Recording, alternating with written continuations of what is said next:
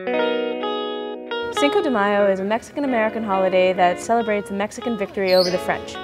So we joined Gabriela of Gabriela's Kitchen, her boyfriend Alex, and her brother Michael to have a tamalada, or a tamale making party, to celebrate Cinco de Mayo.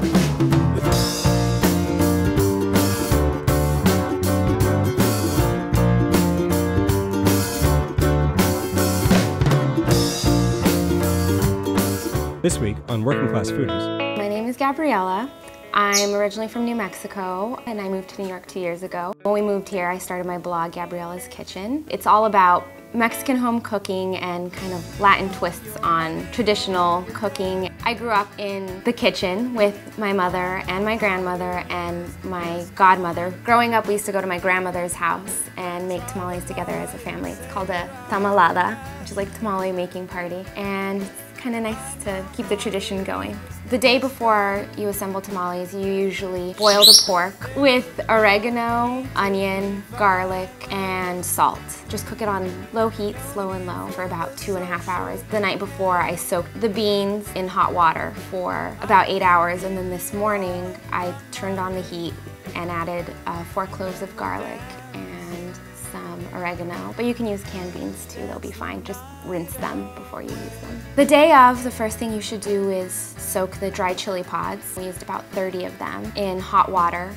and we rinsed them 3 times to get any dust off of them. At the same time, we were soaking the corn husks so that they could be soft and malleable. Once a chili is soaked for about 30 minutes, you break off the stem and then you tear them lengthwise and strip out any seeds. You can use the water that's still in the bowl to help you get the seeds off, and then you place the membranes of the chili into the blender. And once your blender is filled with all of the chili, you add about 4 or 5 cloves of garlic, about ½ a tablespoon of oregano, and about ½ a tablespoon of salt. And then you can add ½ a cup of broth to the blender, and you blend it on high speed in your blender for about 3 to 5 minutes till it's not thin, but it's not pasty. It should kind of stick to your spoon but slide off at the same time. And then you can put it in a skillet with a little bit of vegetable or olive oil on medium heat for about 10 minutes just to let all the flavors meld together. Pork that we've cooked the night before, we warmed it up in the broth so that it would be easier to shred, and we just used our hands and forks and knives and cut off all the fat, shredded it up into pieces. It was about 2 cups of pork, and we poured about 1.5 cups of red chili sauce over it and mixed it together and added some extra salt. Part of my mission in cooking is to make sure that all my friends get to enjoy my food, and so I kind of created a vegan version of the tamales. And to fill them, I used ingredients that are typical of New Mexico, which is corn, squash, and beans, and chili. Chili is also. Those are kind of like the 4 staples of New Mexican cooking. So we chopped the squash so that the squash were the same size as the kernels of corn and the size of the black beans, which we'll be mixing them all together. Once they were all chopped, we put them in a bowl.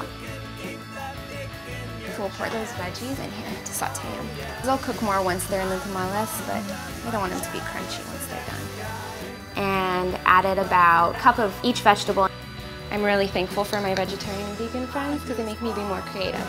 And added about 1 cup of red chili and stirred that together, and that will be the filling for the vegan tamales.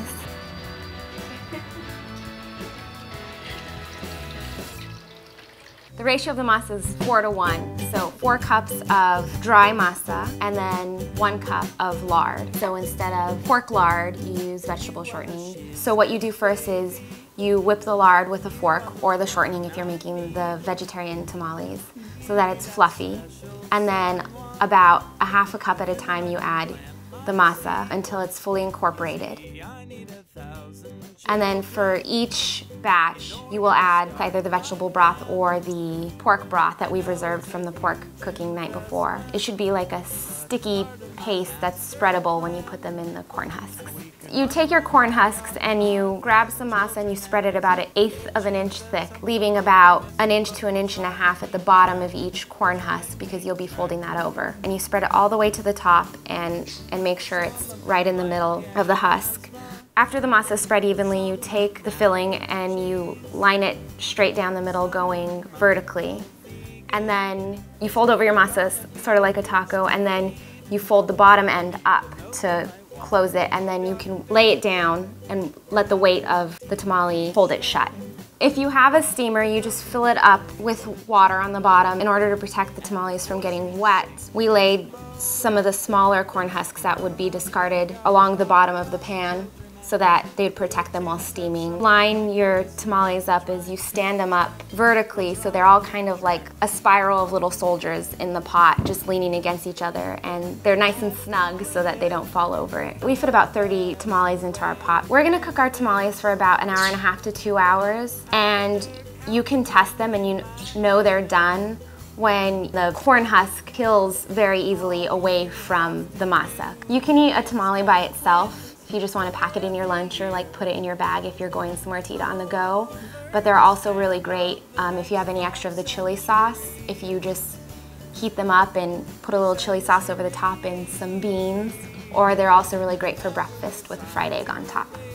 So I made 2 aguas frescas. It's a traditional kind of Mexican street food drink. And one flavor I made was a traditional horchata, and the other was cucumber, honeydew, and mint flavored with lemon. Tamales are traditional throughout Mexico. The ones we made were wrapped in corn husks, which is traditional of like northern Mexico. Traditional New Mexican tamales are just filled with pork and red chili.